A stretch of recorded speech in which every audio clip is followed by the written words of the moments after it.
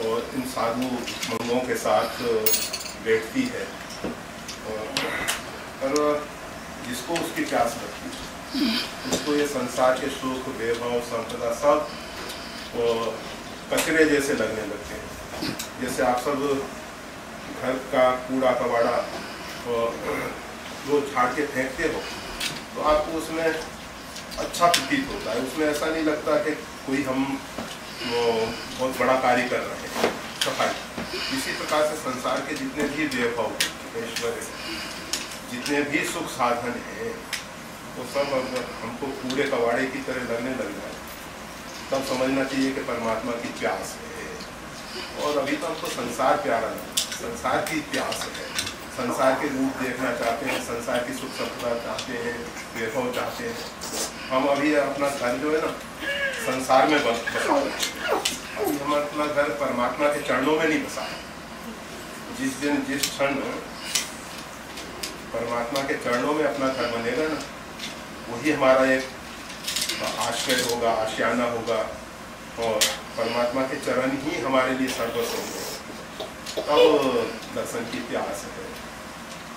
और सबसे बड़ा आश्चर्य यही है कि परमात्मा इतना नज़दीक है, इतना नज़दीक है। संसार तो हमसे दूर है और व्यक्ति हमसे दूर है, परमात्मा तो हमारे बहुत बहुत बहुत नज़दीक है। इतना नज़दीक है कि वो और हम दो नहीं है, मतलब दूरियों की सीमा खत्म कर दो, दोनों मिलके एक हो जाते हैं। इसी प्रकार से परमात्मा हमसे बिल्कुल दूर है, बिल्कुल दूर है। और परमात्मा को दूसरे नाम रूप में, सुख शांति के रूप में हम संसार में, परमात्मा खोज तो है परमात्मा की।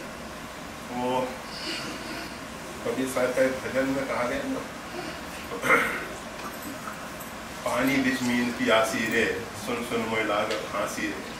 तो सुख संपदा वैभव में जो हम सुख खोज रहे हैं, वास्तविक में सुख उसमें है नहीं। अगर उसमें सुख होता तो आज तक असंख्य लोग सुखी दिखाई देते। असंख्य लोग जिनके पास बहुत है, बहुत जरूरत से ज़्यादा है, वो उसको किस प्रकार से खर्च करें वो एक समस्या है उनके पास। और बहुत दुखी है, बहुत दुखी, बहुत दुखी। और एक केदारनाथ में या हिमालय में, हिमालय की गुफाओं में और रहने वाला संत, जहाँ बिल्कुल कोई भौतिक साधन नहीं है, और वो अपने जब ध्यान से उठता है और बाहर आता है तो उसके चेहरे पे एक मुदिता होती है, एक आनंद होता है, एक उल्लास होता है। और हम सब इन सुख संपदा वैभव में से निकलते हैं ना, तो हमारे चेहरे पे ऐसी, नहीं कहना चाहिए जैसे एक मुर्दे को जला के आकर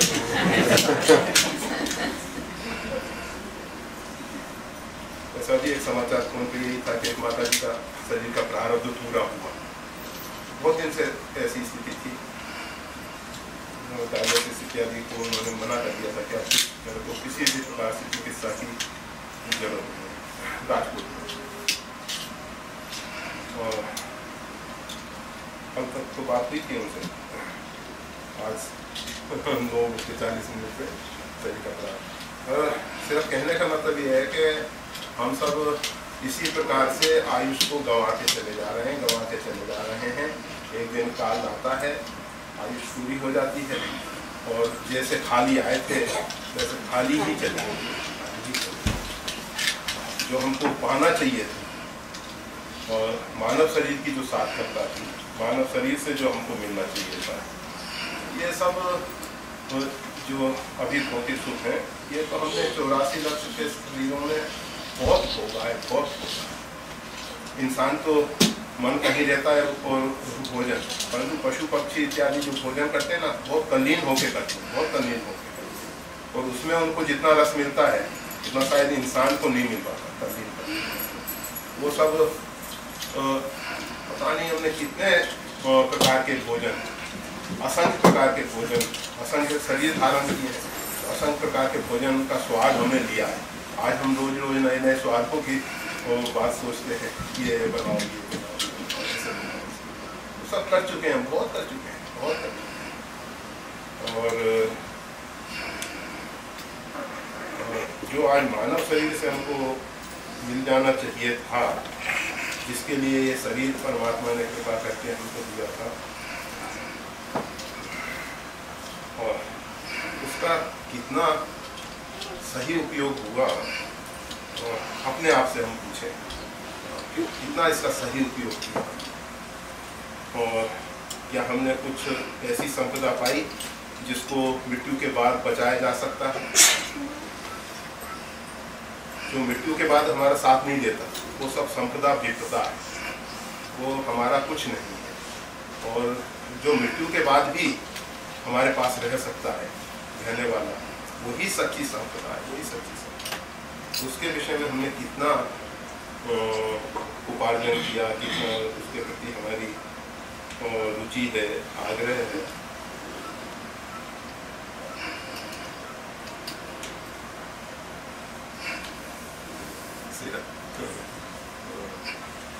एक प्रश्न गुरुदेव ज्योति बहन को है, अपने संजय भाई की पत्नी हमारी भांजी, कि जब द्रौपदी का वस्त्रहरण हुआ तब भीष्म पितामह और द्रोणाचार्य जैसे महान पुरुष वहाँ थे। हालांकि वो दुर्योधन का अन्न खा रहे थे, मगर ऐसी विकट परिस्थिति में उन्होंने क्यों कुछ नहीं किया? और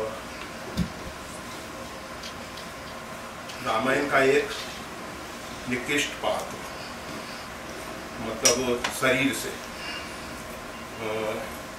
जिसको गीधराज जटायु के नाम से जाना जाता है।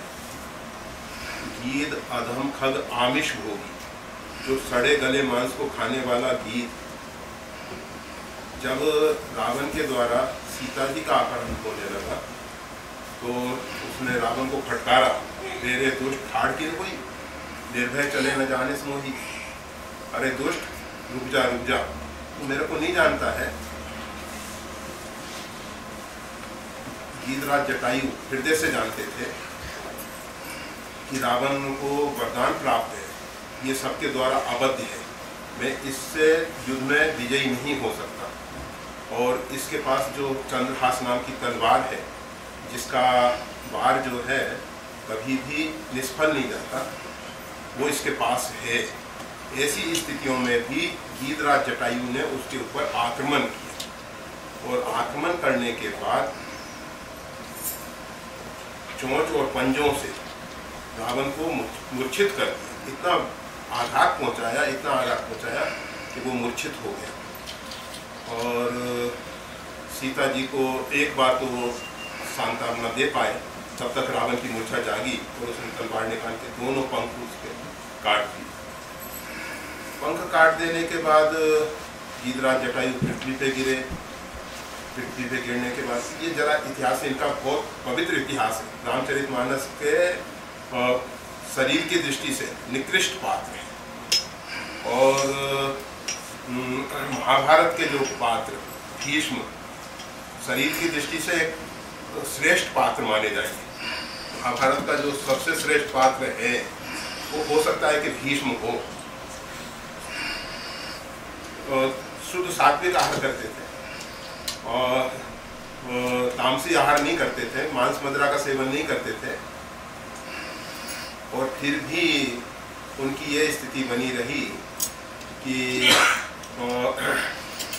एक उनके परिवार की पुत्र वधू का, और इस प्रकार से समाज के बीच में अपमान किया जा रहा है, निवस्त्र करने की कुचेष्टा की जा रही है, और वो नेत्र झुका के बैठे रहे। कोई कहे कि उन्होंने दुर्योधन का अन्न खाया था, गलत बात।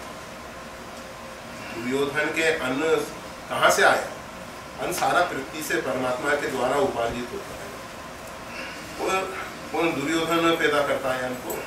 किसान खेत में बीज बो सकता है, पानी की सिंचाई कर सकता है, सब कुछ कर सकता है, परंतु अन्न तो परमात्मा ही देता है। अन्न किसी व्यक्ति का नहीं होता। फिर जो धनोपार्जन का ढंग है, जिसके द्वारा हम अन्न इत्यादि उपलब्ध करते हैं वो गलत हो सकता है, परंतु भीष्म पितामह के साथ ये भी बात नहीं। वो किसी की सर्विस नहीं करते थे, किसी की नौकरी नहीं करते थे कि जिसके द्वारा उनको वेतन मिलता हो और ऐसा हो। उनका मतलब किस प्रकार से आहार विहार गलत हुआ, किसी भी प्रकार से आहार विहार गलत नहीं हुआ, किसी भी प्रकार से। फिर ऐसा क्यों हुआ? प्रश्न ये है कि अगर आहार का ही असर होता तो फिर वो सड़े गले मांस खाने वाला गीत जटायु इस प्रकार का कदम नहीं उठाता, रावण को ललकारता नहीं, भगवती सीता की रक्षा में अपने प्राण उत्सर्ग नहीं करता। और ये जो भीष्म पितामह हैं, आहार का असर हम नहीं मानते, हम तो सिर्फ इतना ही मानते हैं। ये रामायण और महाभारत के प्रसंग जो हमको प्रेरणा दे रहे हैं कि को न कुसंगत पाए नसाई, रहे न नीच मते चतुराई। ये कुसंग का प्रभाव, जितना आहार इत्यादि का प्रभाव हम पे नहीं पड़ता, उतना संग दोष से हम प्रभावित। जैसा करेंगे संग वैसा हमारा मन बन जाता है, वैसा मन बन जाता है। और आप देखेंगे कि मीरा जी ने यही कहा, संतन डिग बैठ बैठ प्रेम दुएली गुरु। संतों के सानिध्य से उनको वो लाभ मिला। और ये भक्ति इत्यादि के विषय में भगवान श्री राम ने जो मिला ही जो संत हो ही तात भक्ति अनुपम सुखमूला, मिला ही जो संत हो ही। अगर संत अनुकूल हो जाए तो अनुपम भक्ति की प्राप्ति हो सकती है। बिन सत्संग काहू ना पाई, बिना सत्संग के भक्ति किसी को प्राप्त हुई ही नहीं। किसी भी संत महापुरुष के जीवन में आप जाके देखेंगे, किसी संत के द्वारा उसके जीवन में क्रांति आई, बिना संत की कृपा के भक्ति नहीं प्राप्त हुई। तो भीष्म पितामह का दुर्भाग्य है कि जो दुर्योधन के संग में रहे, और वीरराज जटायु का सौभाग्य है कि जो संतों के बीच में रहता है, भगवान श्री राम का सानिध्य प्राप्त हुआ। ये संग, हमारा विचार तो कहता है कि संग दोष के कारण ऐसा हुआ, ना कि आहार के कारण। परंतु आहार का भी मन पे बहुत असर होता है, आहार का बहुत असर होता है, कम असर नहीं होता। फिर भी वहाँ जो घटना घटी है, और आप गुरु द्रोणाचार्य की बात करते हो, गुरु द्रोणाचार्य को किसी ने उत्तम गुरु के रूप में स्वीकार किया। एकलव्य को उत्तम शिष्य के रूप में जरूर याद किया जाएगा, जरूर किया जाएगा। जब तक ये भारतीय इतिहास रहेगा तब तक एकलव्य को उत्तम शिष्य के रूप में याद किया जाएगा। और एकलव्य द्रोणाचार्य के पास धनुर्विद्या सीखने के लिए गया। उन्होंने उसको कहा कि ये हमारा जो विद्यालय है, हमारा जो गुरुकुल है, वो केवल क्षत्रिय राजकुमारों के लिए है। उसको निराश कर दिया और उसने फिर विग्रह मूर्ति बना के और धनुर्विद्या सीखी। बाद में देखा कि अर्जुन से भी ज़्यादा ये धनुर्विद्या में आगे बढ़ रहा है। ऐसी स्थिति में उन्होंने अपनी गलत मानसिकता का परिचय दिया और उसका पूछा कि वत्स तुमने किससे ये धनुर्विद्या सीखी? कहा गुरुदेव आपसे सीखी है। कहा कि दक्षिणा आज्ञा दीजिए, आप नांगुष्ठ दे दो। बाण की प्रतिज्ञा को चढ़ाने के लिए अंगूठे की जरूरत, अंगूठा बांधो, दाहिने हाथ का। उसने तत्काल काट के दे दिया। तो वो एक उत्तम शिष्य के रूप में गिना जाए। परंतु द्रोणाचार्य का व्यक्तित्व कोई उत्तम व्यक्तित्व नहीं माना जाएगा। ये तो प्रतिशोध की भावना से पूरा इतिहास देखेंगे, खाली थोड़ा सा प्रसंग ना देखें, पूरा इतिहास देखेंगे। राजा द्रुपद और द्रोणाचार्य एक ही गुरुकुल में अध्ययन करते थे। जब दोनों में मित्रता थी, द्रुपद हमेशा कहा करते थे कि भाई अगर मेरे को और राज इत्यादि की प्राप्ति हो जाएगी। वो राज परिवार से थे, राजा के पुत्र थे, तो तुम्हारा राज ही होगा, मेरा नहीं, हम और तुम मित्र हैं। और हुआ ऐसा कि राजा द्रुपद राजगद्दी पर आसीन हुए और द्रोणाचार्य एक गरीब ब्राह्मण और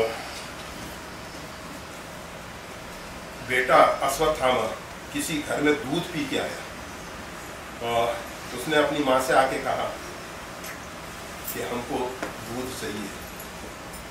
माँ ने कहा कि घर में दूध तो है नहीं। आटा घोल के उसको दूध के शक्ल में दिया। उसने उसका दूध का स्वाद चख रखा था, वो आटे को उठा के फेंक दिया। जो द्रोणाचार्य ये सब देख रहे थे, उनकी नेत्रों में पानी आ गया। उन्होंने सोचा कि चलो और राजा द्रुपद के पास चलें, वहाँ से गऊ लाएंगे। जब राजा द्रुपद के यहाँ गए और उन्होंने परिचय दिया कि मैं आपका पुराना मित्र